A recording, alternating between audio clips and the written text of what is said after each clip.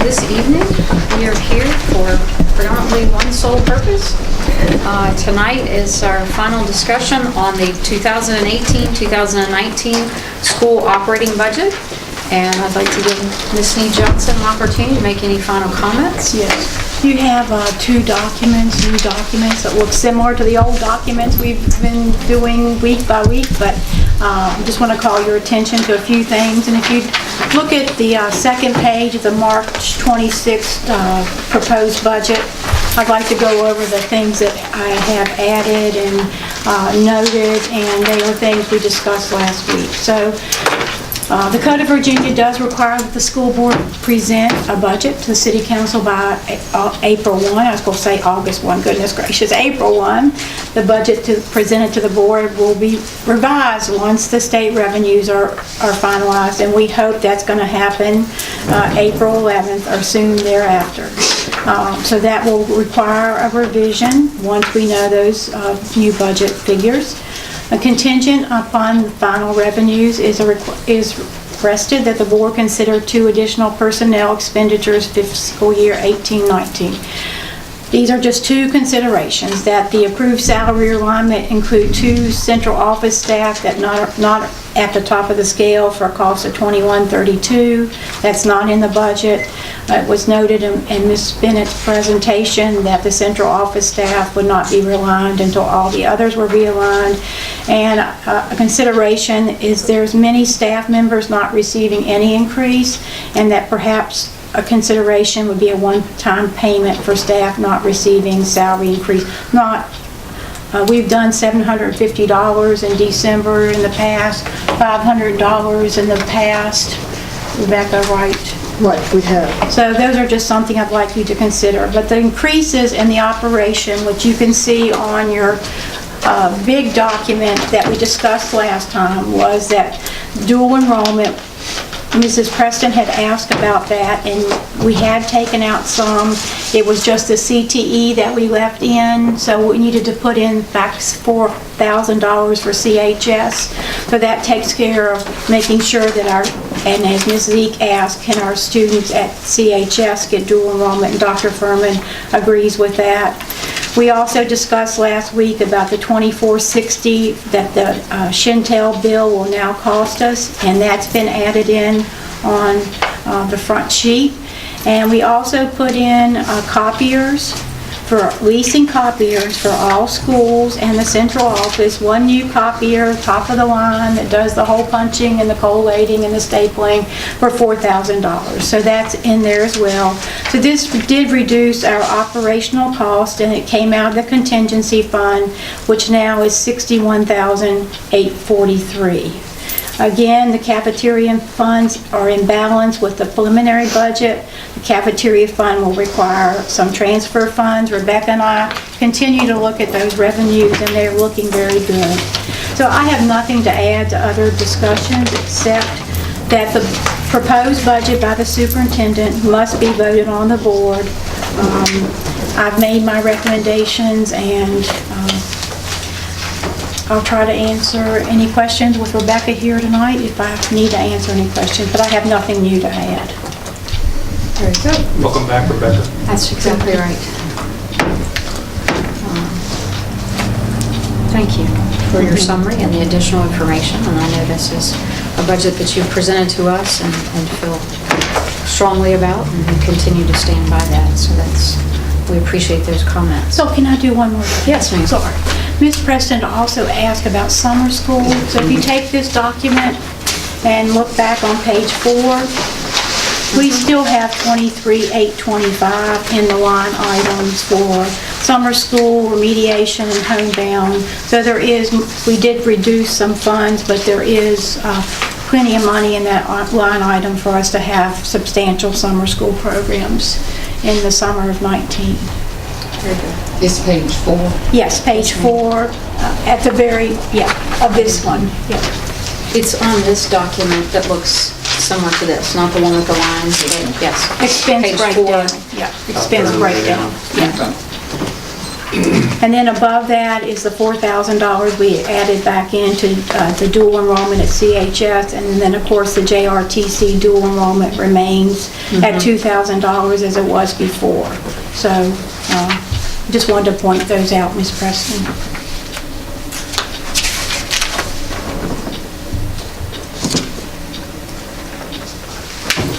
All right, any further questions? So we had talked about the early childhood last week, and I'd asked for numbers on that, and if we have that in the budget. It's not in the budget.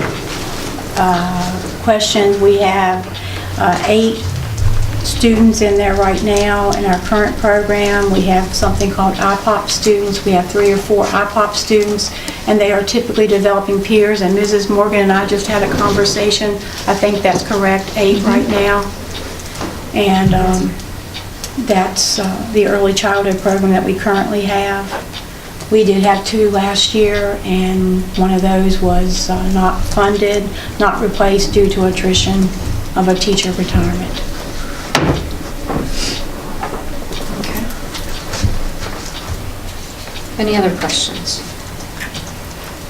Well, I think we need to work hard to look at the opportunity of having the early childhood special ed teacher. Just have the sincere feelings we need to help these people as much as we can when they're young, in the early years, and that was a request that we first saw from Melinda that she saw a need for at that point. So my belief is we need to look at a special ed teacher, the early childhood. We're giving, we may be short a special ed teacher, but looking at in the early years, I just sincerely believe that we need to put some effort into doing that. The other thing is we're in questions of things that's just kind of gotten pushed back is a CTE program that we spent a lot of time talking about. In a matter of 30 or 40 minutes is all it got, and it's just been pushed aside. There was a time that it seemed like everybody thought we should have that, and now it's just not been talked about. So there's some further discussion on those 2 positions that I think we need to look at seriously. Ms. Snee-Johnson, have you not shared with us the CTE? You have some I have some unique plans, some ways, but I just can't guarantee those plans will work. We have discussed the current CTE situation at Covington High School with Dr. Furman. We have discussed a new program proposal that Mr. Richard Douglas has brought before us, but nothing's finalized, and I cannot give any answers. Yes, I do, as everyone agrees, CTE is important, special ed is important, general education is important. I don't know anything else to do except continue to look for ways to fund those kind of positions.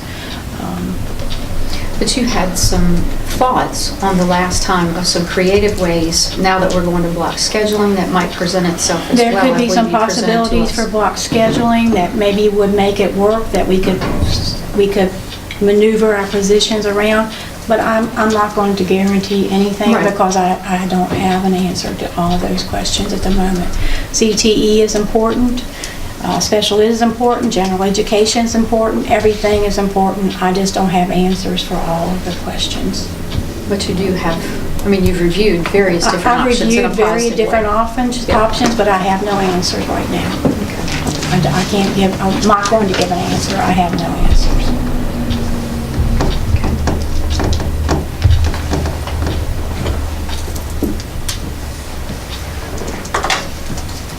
All right. I think everything is important. I think the facility of plant's important. I think our teachers' salaries are important. I think teachers and students are important. But I don't have answers to making this budget work any differently than No, it's our Than what duty you to look at some of proposed. those things, and Yes. there's a lot of things that we've just not given a fair amount of discussion to. And it's easy to say it's going to come, there's contingency, there's additional ADM. Again, I didn't say any of that. we need to build a savings account, we need a contingency, we need an ongoing that's going to grow until we need it, not that we're going to have extra money to use every year in a contingency. It needs to be growing, we need to build for that. ADM, we can't ever count on increasing. We've been very, very fortunate. And unfortunately, it's the only additional funding that we can see from the state unless it costs us extra money. We can't build budgets anticipating increasing ADM from year to year to year. And if that does happen, we need teachers. Sorry with the idea of the early childhood special ed, and I'm going to camp out and spend a lot of time on that.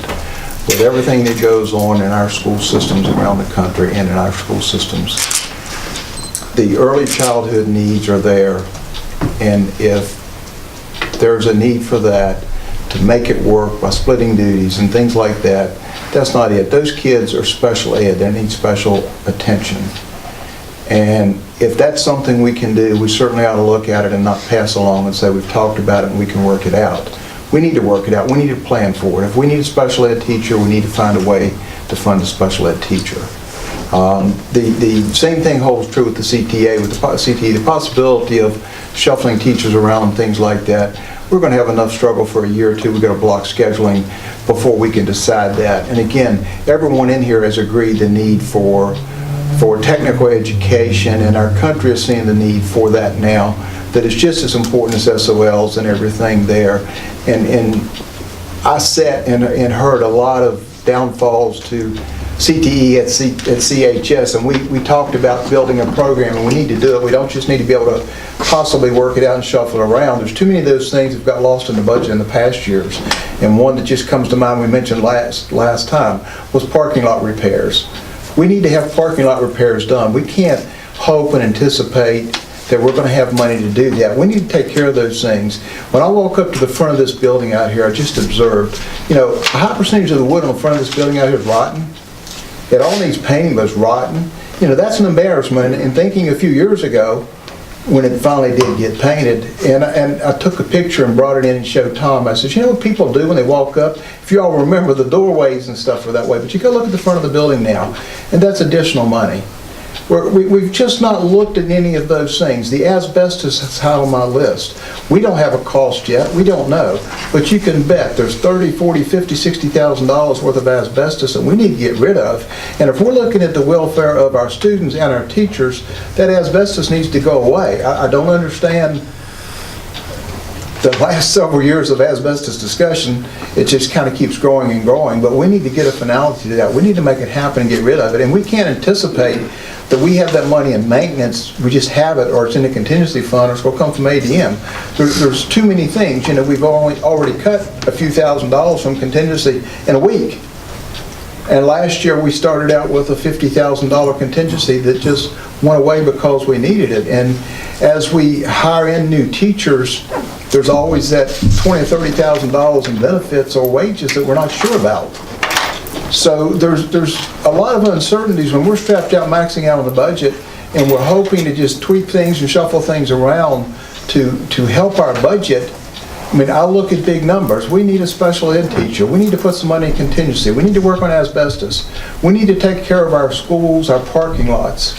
And we have spent very little time talking about those things in these meetings. We've spent very little time. And those are all just as important as everything that we have talked about.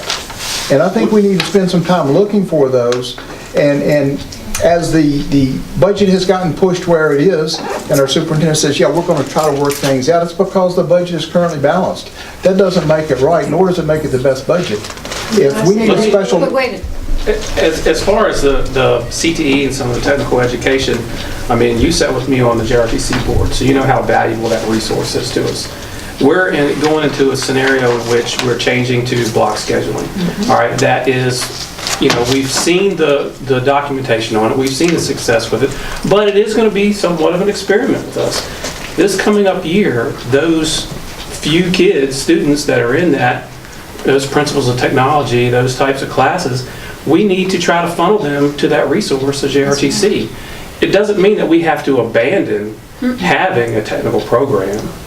We don't have to just give up on it, but we have that resource that is underutilized by Covington. And we have stressed that we wanted to help continue to support that technical program because it is here in the community. It doesn't mean that we need to abandon the idea of having more of that in our school. But as the budget goes, all right, and as those resources are available to us and the scenario presents itself with block scheduling, I think we need to take advantage of that. So it doesn't mean we have to abandon it. I think that we have to market it because we haven't put a lot of marketing on JRTC. We haven't talked a lot about, until block scheduling 2 to 3 weeks ago, about pushing them there. But last week I asked specifically for numbers because we have numbers for everything, and it's about the kids and about the community. So I asked specifically for numbers for the special ed, early childhood. I'd like to see numbers for that, for the CTE program, and also facilities management, what Mr. Clemens has been asking for. So I had wanted to see those and see where we were, instead of just saying, well, it's going to be there, or ADM, or based upon what the governor does. If we have numbers for everything else, we need to have numbers to see what we're working with, because it is about kids and community. But one of the things too that has been in studies, has been discussed at JRTC, and I've been on the board for 7 years now, I guess. There's not a person here or there that's done more of a push for the vocational than what I have, and I've said sitting here since I've been here. The trend is finally going there, but there's still a huge difference in being able to do it your classroom in your school versus having to be transported and travel time that we can take advantage of. But it's another plus that we can have in our school that we don't need to bus our kids to, and they don't have to modify their schedule so much, even with the block schedule, to do it. And there are some, based on 2 years ago, I think, probably conversations that Glenn had, there are some kids that just don't want to travel to a class. There's a comfort zone. And I know from a personal experience that can factor into the governor's school as well. So there are some kids better off in their own comfort zone in their school. And if it's something that we have in our school to offer, that's another attractive thing that we have for kids possibly coming to our school, wanting to stay at our school and come to our school. And JRTC is offered and available, but it's not in our school, and you have to travel to do it, and you have to work your schedule around it. So I'm talking about two entirely different things here, talking about the need in our school, and we have seen a need in our school, and just 2 months ago, probably, we sat here and everyone thought there was a need for it at our school, and there was a big conversation about it, and it just went away, and now it's got pushed aside because of the budget, that we don't have room for it, and we need to decide whether we have room for it or not. I agree with you, Eddie, that we had that discussion of how important it was. And I'm going to tell you right now, the current program is in place, all right, with the staff that's supposed to be performing that program, is failing the kids that are enrolled in that class. Not failing them grade-wise, but failing them, all right, by not teaching them what they're supposed to be learning in that class. So if we're going to look at that, we're going to have to revamp that as a whole, all right, and go forward in some other direction. But for the time being, we have that resource in JRTC. The kids are not going to be without that type of education. They're going to have more opportunity to take advantage of that. For the time being, when is it likely to be able to get better? Why would we think that there's a better time than to work on it now? Well, Why is there a better time? Well, because it's almost April, and we have to have something in place by the summertime so that the kids can be enrolled in it. and the superintendent obviously is responsible for putting together programs, and I know with block scheduling, she's coming back to us with a variety of different opportunities for the students, and those were things that she was reviewing. And I think that is something that she's very well versed in and understands what's needed within the school. And that was one of the recommendations I know she mentioned to us, and that's been mentioned several times.